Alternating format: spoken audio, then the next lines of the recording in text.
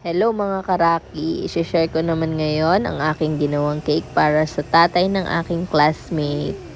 Another tall cake. Umpisahan na natin. Tada!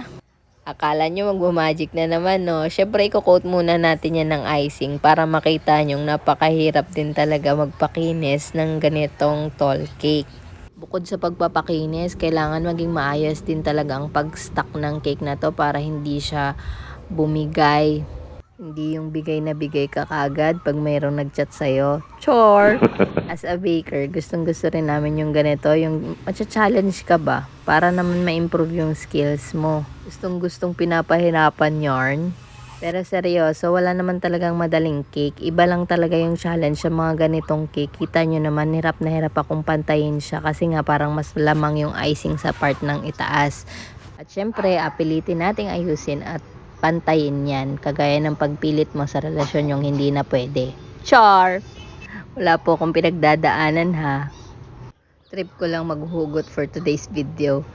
At tadan! Ito na talaga siya. Ito na yung ating finished product.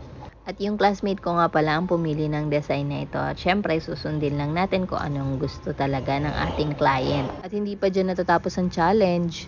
Challenge naman na i-deliver natin to mag-isa. Wala kasi ako maisama kasi may pasok yung mga pamangkin ko. Kaya talagang doble-doble ingat ko sa pagdadrive. Ni-live ko nga pala ito at salamat sa mga umabang. At salamat sa Panginoon na nadala natin dito ng ligtas at hindi nasira. At isa sa pinakamasaya yung may deliver natin ng maayos. Salamat sa nakipray sa pagde-deliver ko. Thank you rin sa panonood. Bye!